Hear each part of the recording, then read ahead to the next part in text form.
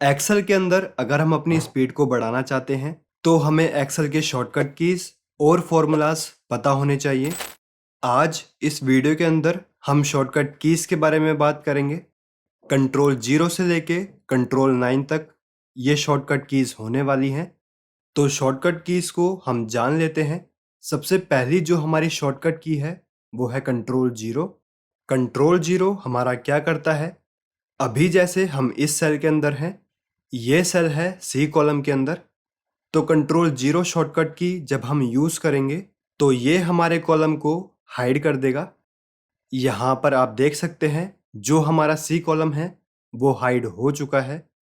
ऐसे ही ये हमारा जे कॉलम है, इसके अंदर हम कहीं भी क्लिक कर देते हैं, कंट्रोल 0 हम प्रेस करेंगे तो यहाँ पर हम देख सकते हैं जे कॉलम भी हमारा हाइड हो चुका है। इसके बाद नेक्स्ट शॉर्टकट की है कंट्रोल 1। तो कंट्रोल 1 जब हम प्रेस करते हैं तो फॉर्मेट सेल का डायलॉग बॉक्स हमारा ओपन हो जाता है। अभी जैसे हमने इसको सिलेक्ट किया, शॉर्टकट की हम प्रेस करेंगे तो फॉर्मेट सेल का डायलॉग बॉक्स हमारा ओपन हो जाता है। यहाँ से हम सेल्स की फॉर्मेटिंग कर सकते हैं।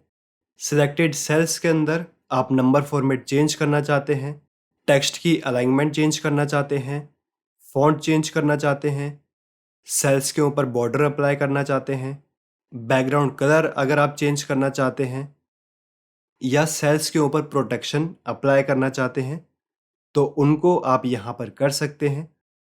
यहाँ पर जो भी चीज़ हम करेंगे, करने के बाद ओके के ऊपर क्लिक करेंगे, सिलेक्टेड सेल्स के ऊपर फॉर्मेटिंग अप्लाई हो जाएगी। इसके बाद नेक्स्ट शॉर्टकट की है कंट्रोल 2। कंट्रोल 2 का यूज़ हम करते हैं टेक्स्ट को बोल्ड और अनबोल्ड करने के लिए। अभी जैसे हमने इसको सिलेक्ट किया, शॉर्टकट की हम प्रेस करेंगे कंट्रोल 2, तो यहाँ पर जो हमारा टेक्स्ट है वो बोल्ड हो गया है। ऐसे ही वापस हम कंट्रोल 2 प्रेस करेंगे तो ये वापस नॉर्मल हो जाएगा। इसके बाद हमारी शॉर्टकट की है कंट्रोल 3। कंट्रोल 3 का हम यूज़ करते हैं टेक्स्ट की फॉर्मेटिंग इटैलिक करने के लिए। अभी जैसे यहाँ पर इनको हमने सिलेक्ट कर लिया है, कंट्रोल 3 हम प्रेस करेंगे तो जो हमारा टेक्स्ट है वो इटैलिक हो गया है। वापस से कंट्रोल 3 हम प्रेस करेंगे तो ये हमारा वापस नॉर्मल हो जाएगा। इसके बाद नेक्स्ट शॉर्टकट की है कंट्रोल 4। तो कंट्रोल 4 जब हम प्रेस करते हैं तो जो हमारा टेक्स्ट है उसके नीचे अंडरलाइन ऐड हो जाती है। वापस से हम कंट्रोल 4 प्रेस करेंगे तो अंडरलाइन हमारी रिमूव हो जाएगी। इसके बाद नेक्स्ट हमारी शॉर्टकट की है कंट्रोल 5। तो यहाँ पर सेल्स को हमने सिलेक्ट कर रखा है, कंट्रोल 5 हम प्रेस करेंगे, जो हमारे टेक्स्ट हैं उनके ऊपर स्ट्राइक थ्रू फॉर्मेटिंग हमारी अप्लाई हो जाएगी।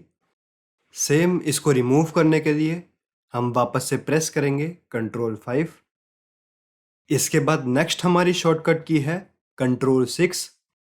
कंट्रोल 6 का हम यूज़ करते हैं अपनी शीट के अंदर जो हमने इमेजेस और ऑब्जेक्ट्स जो हमने यूज़ किए हैं उनको हाइड और अनहाइड करने के लिए इस शॉर्टकट की का यूज़ हम करते हैं। अभी हमने अपनी शीट के अंदर इमेज को और ऑब्जेक्ट को हाइड कर रखा है।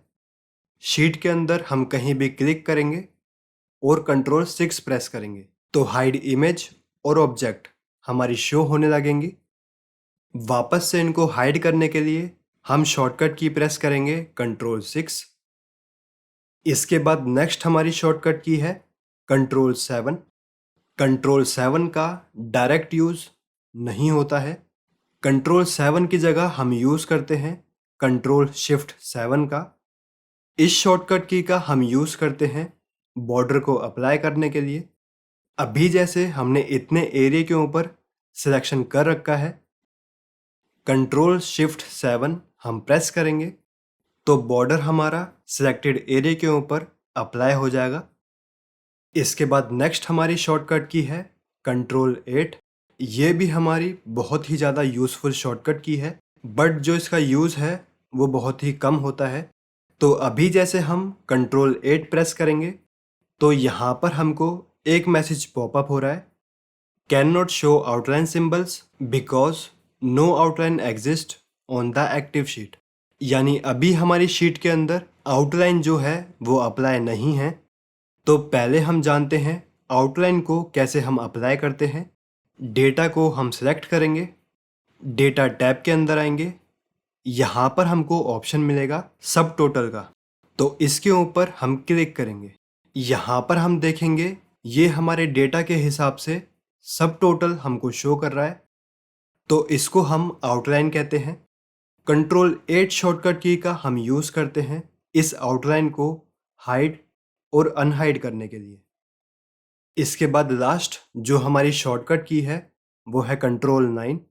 कंट्रोल 9 का हम यूज़ करते हैं सिलेक्टेड रो को हाइड करने के लिए। यहाँ पर हमने इस सेल को सिलेक्ट किया, ये हमारा सेल है 6th रो के अंदर, तो कंट्रोल 9 हम प्रेस करते हैं तो जो हमारी 6th रो है वो हाइड हो जाएगी। तो ये हमारी शॉर्टकट कीज़ हैं कंट्रोल 0 से लेके कंट्रोल 9 तक। एक्सेल के अंदर सबसे ज़्यादा यूज़ होने वाले फॉर्मूलाज और फंक्शन को सीखने के लिए आप इस वीडियो को ज़रूर देखें। ये वीडियो भी आपके लिए बहुत ज़्यादा यूज़फुल होने वाली है।